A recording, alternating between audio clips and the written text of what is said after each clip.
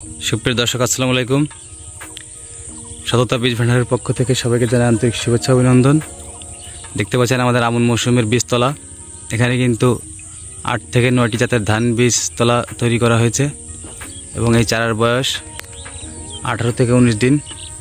দর্শক, আপনাদেরকে ঘুরে ঘুরে দেখাবো এই কোনটা কোন জাত।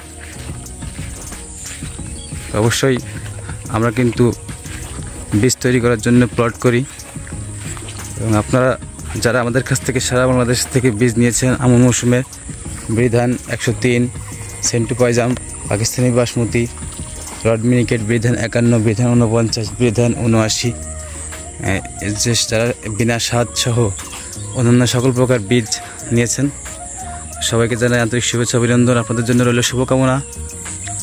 অবশ্যই আপনারা আপনাদের বীজতলার যত্ন নেবেন, কারণ ভালো বীজে ভালো ফসল এবং ভালো বীজ থেকে ভালো চারাও কিন্তু করতে হবে, তা না হলে কিন্তু ভালো ফসল আশা করা যাবে না। দেখতে পাচ্ছেন এই যে প্রথম আমাদের যে বীজতলাটি, এটি হচ্ছে সেন্টু পয়জাম, যেটি কিন্তু আমন মৌসুমের একটা উচ্চ ফলনশীল ধান। এবং এরপরে যে জাতটি দেখতে পাচ্ছেন এটি হচ্ছে বৃধান 103। আমন মৌসুমের আরও একটি উন্নত ধান হচ্ছে বৃধান 103। দর্শক, এরপর আমরা যে বীজতলাটি দেখাবো, এই যে এটি দেখতে পাচ্ছেন এটি হচ্ছে বৃধান 51। বৃধান 51-এর বীজতলা এটা। চারার বয়স কিন্তু 18 থেকে 20 দিন। দর্শক, এরপর যেটি দেখাচ্ছি এটি হচ্ছে দেখতে পাচ্ছেন বৃধান 89। তো 89 হয়তো অনেক দিকে চাষ করেন আপনারা। দর্শক, এরপরে চলে আসছি আমরা যেটি দেখছেন এটি হচ্ছে বৃধান 110।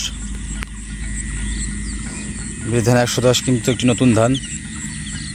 দর্শক, এরপর যে জাতটি দেখতে পাচ্ছেন এটি হচ্ছে পাকিস্তানি লং বাসমতি 1121।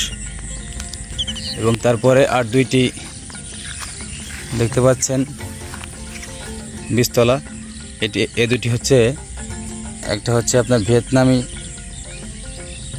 স্মিতা 99 এবং আরেকটি হচ্ছে ফিলিপাইন সুগন্ধি।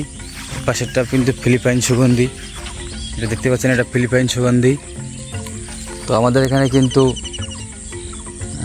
প্রায় 8 থেকে 9টা জাতের ধান বীজ এবং বীজতলা তৈরি করা হয়েছে।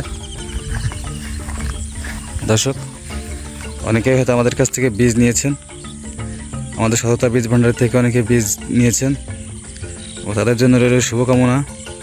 অবশ্যই আপনারা বীজতলার পরিচর্যা নেবেন। চারার উপরে যে কুয়াশা থাকে, কুয়াশাটা ভেঙে দিলে কিন্তু চারাগুলো অনেক সুস্থ সবল হয়।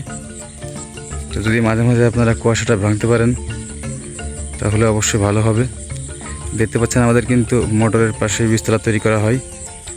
তো অনেক সময় বীজতলায় পানির প্রয়োজন হয়, সেজন্য কিন্তু মোটরের পাশে বীজতলা তৈরি করা হয়। এবং বীজতলা কিন্তু একটি সেন্সিটিভ জায়গা, এখানে কিন্তু একটু হেরফের হলে বীজ বা চারা খারাপ হয়ে যাবে। চারাগুলো যাতে ভালোভাবে উৎপাদন করা যায় সেজন্য কিন্তু বীজতলার পরিচর্যা করতে হবে। সুপ্রিয় দর্শক, আমাদের চারাগুলোর বয়স কিন্তু 18 থেকে 20 দিন, আর 5 থেকে 10 দিনের ভিতরে কিন্তু মূল জমিতে রোপণ করার মতো হয়ে যাবে। যেহেতু আমাদের অঞ্চলে কিন্তু বর্ষা বা পানি বন্যা খুবই কম হয়, আমরা কিন্তু সেচ একটু দ্রুতই লাগিয়ে দিই। এবং যাদের অঞ্চলে অনেক বন্যা পানি হয় তাদের কিন্তু অনেকেরই আছে দোগাছি করতে হয়। দর্শক, ভালো বীজে ভালো ফসল।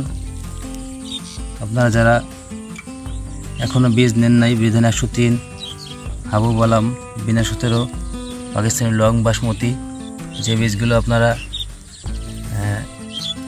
পাট কেটে করতে পারবেন, তো সেগুলো নিতে হলে অবশ্যই আমাদের সঙ্গে যোগাযোগ করুন। সততা বীজ ভান্ডারের পক্ষ থেকে সবাইকে জানাই আন্তরিক শুভেচ্ছা অভিনন্দন। ভালো থাকবেন, সুস্থ থাকবেন। ধন্যবাদ সবাইকে।